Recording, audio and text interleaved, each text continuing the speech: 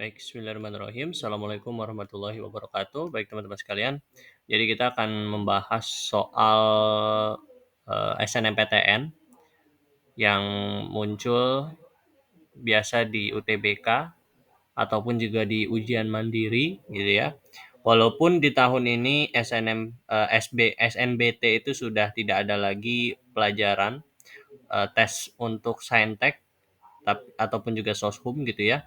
Jadi tidak ada lagi tes mata pelajaran. Tetapi tetap untuk ujian-ujian mandiri, katakanlah ujian SNITB ataupun SIMAK UI, materi-materi mengenai materi-materi pelajaran itu masih keluar gitu ya. Bagi yang saintek atau yang mengambil IPA, mungkin mata pelajaran seperti fisika, kimia, biologi itu akan masih keluar di ujian mandirinya. Dan juga untuk yang sosial mungkin masih ada pelajaran-pelajaran seperti sosiologi, geografi, ekonomi yang masih muncul untuk ujian-ujian mandiri. Maka dari itu kita tetap harus mempersiapkan. Nah, sekarang saya akan membahas untuk soal fisika. Nah, di sini ini soal yang cukup hot gitu ya.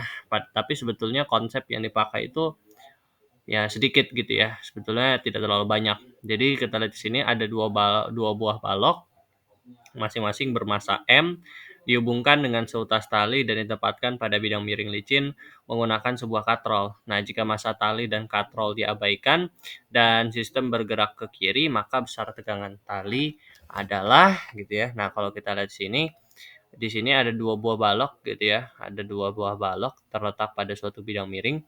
Kemudian digerakkan bidang miring ini ke kiri. Nah, seperti biasa kita harus tinjau dulu gaya-gaya bekerja ya. Saya nggak akan terlalu lama menguraikan gaya-gayanya.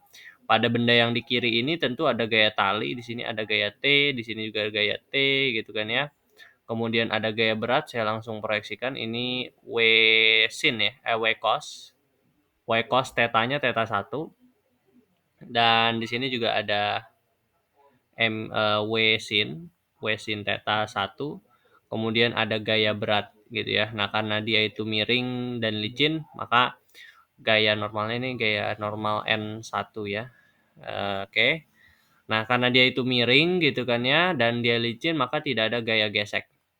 Kemudian gaya yang sama juga berlaku di sini. Di sini ada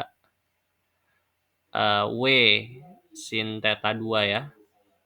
Kemudian ada W cos theta 2 dan juga ada gaya N2.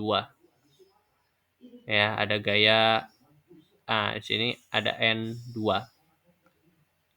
Nah, karena dia itu bergerak ke kiri gitu kan ya, berarti gaya-gaya yang bergeraknya ke kiri terhadap sumbu X yang di bidang miring, maka itu akan bernilai positif gitu ya. Oke. Nah, kalau kita lihat sini, kita tinjau dulu massa di kiri, massa kiri. Nah, kalau kita tinjau massa yang di kiri gitu kan ya, kita pakai sigma fx sama dengan MA, sigma fx sama dengan MA karena kita mau meninjau sumbu X-nya. Nah, di sini karena dia menggunakan katrol tak bermassa gitu kan ya, kita anggap bahwa T untuk sistem kiri, gaya tegangan tali di kiri itu sama dengan gaya tegangan kali di kanan. Maka kita namakan saja namanya T, ya kita samakan. Kemudian ada lagi bahwa A-nya A yang pada sistem 1, A yang kiri dengan A yang di kanan itu sama gitu. Jadi kita namakan saja dengan A. Dan A yang kita bicarakan di sini adalah A percepatan relatif balok terhadap bidang miring. Gitu ya. Jadi acuan yang kita pakai adalah ini gitu kan ya. Karena kok bisa saja kita bikin percepatan balok terhadap tanah. Nah, udah bidang miringnya bergerak, dia juga bergerak, maka nanti akan ada percepatan relatif. Tapi kita pakai percepatan percepatan relatif balok terhadap bidang miring. Jadi nggak usah pakai gerak relatif. Nah, kita tinjau massa yang kiri, sigma fx sama dengan MA, ya. Karena di sini arah geraknya kiri, berarti yang ke kiri itu yang mana? W sin theta 1 kan? Berarti W sin theta 1 itu positif. Berarti sini menjadi MG ya. Saya langsung proyeksikan, saya langsung uraikan MG sin theta 1 dikurangi dengan ada gaya T, ini sama dengan M1A. Sorry, karena M-nya sama jadi kita nyamakan aja MA ya. Saya lupa di sini tambahkan bahwa MA sama dengan MB, maka kita sebut saya sebagai M, gitu kan ya. Ini juga harus di-note. Nah, MG sin theta 1 min T sama dengan MA, berarti T ini sama dengan MG sin theta 1 min MA. Ini simpen sebagai persamaan pertama. Kemudian kita tinjau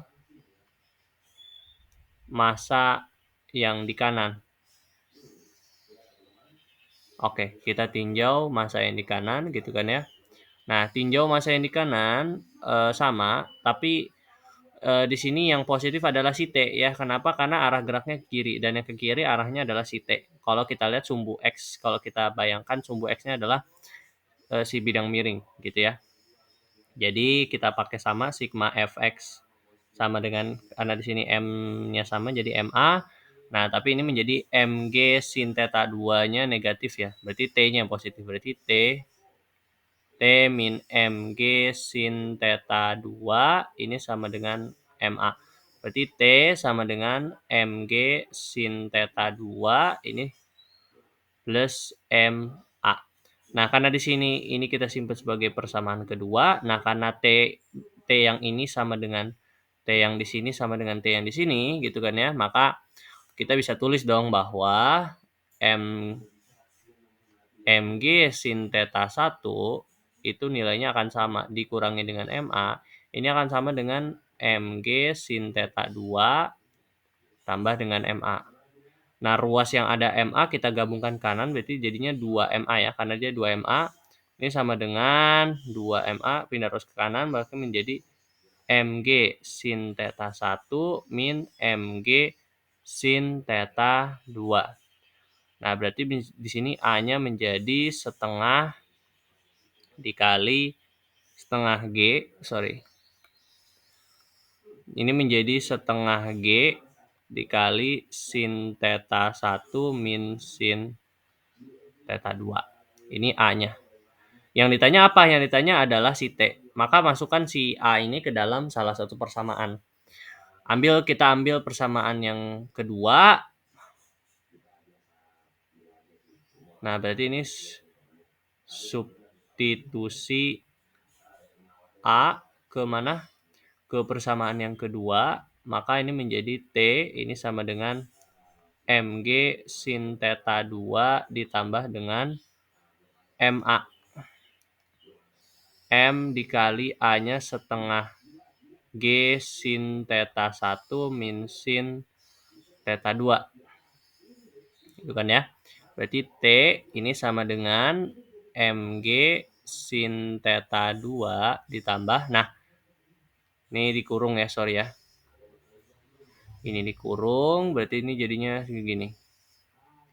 Nah, M ini kan bisa menjadi gini ya, bisa menjadi setengah MG sin theta 1 min sin theta 2 gitu ya.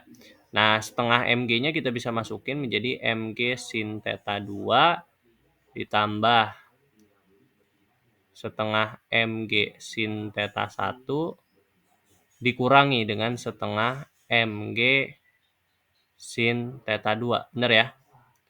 Berarti T-nya sama dengan, ini MG sin theta 2, ini MG sin theta 2 juga. Berarti ini jadi setengah juga. Ini setengah MG sin theta 2 ditambah dengan setengah, ini dengan ini kan dioperasikan jadinya setengah gitu kan ya.